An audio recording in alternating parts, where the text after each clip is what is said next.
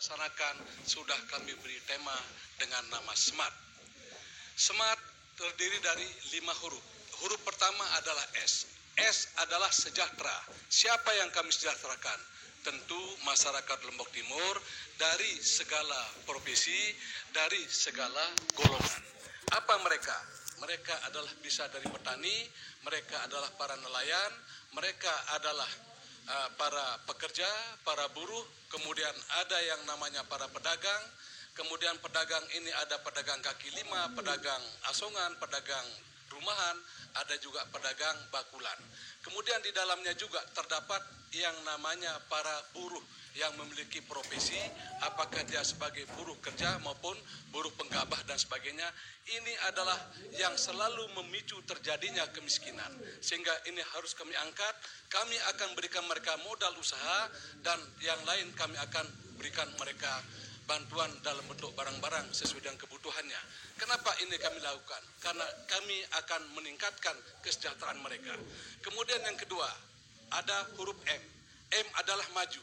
Maju di sini bahwa kami akan prioritaskan pembangunan yang tentu menuju kepada bagaimana pertumbuhan ekonomi dengan cepat. Seperti misalnya bangun jalan, kemudian bangun irigasi, semua fasilitas-fasilitas yang mendukung pertumbuhan ekonomi ini akan menjadi prioritas kami. Kemudian A adalah adil.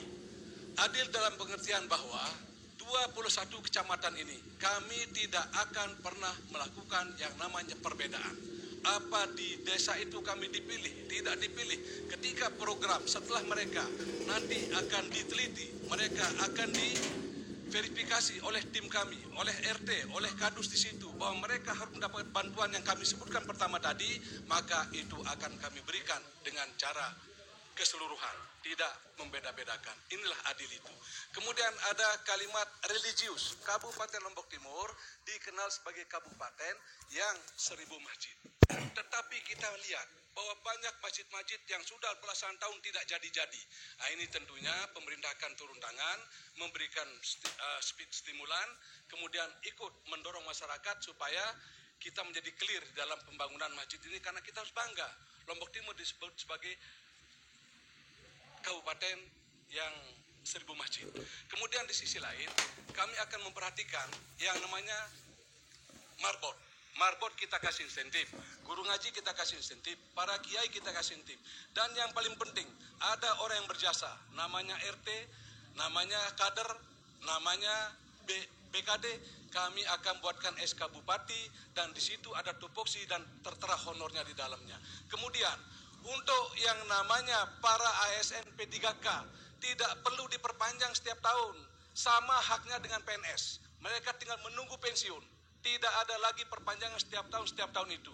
Kemudian bagi mereka yang sedang berada pada posisi honorer tapi sudah masuk di dalam database, maka mereka ke depan akan kami upayakan untuk segera diangkat, baik yang di pendidikan, kemudian yang ada di kesehatan, termasuk yang administrasi. Di lain sisi, Bapak Ibu sekalian, kita melihat banyak orang miskin.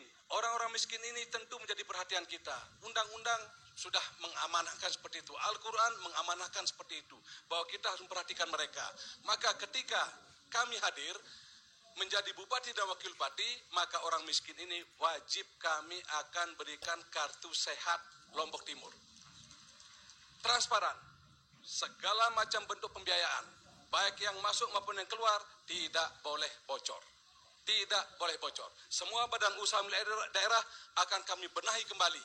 Yang saat ini rusak porak-poranda akan kami kembalikan dengan cara baik, sehingga nanti apa yang menjadi harapan kami, mendapatkan pendapatan asli daerah dari semua sarana-sarana yang ada, dari sumber-sumber yang ada, ini harus kami optimalkan kembali demi Lombok Timur yang lebih baik, demi Lombok Timur lebih maju. Demikian, terima kasih.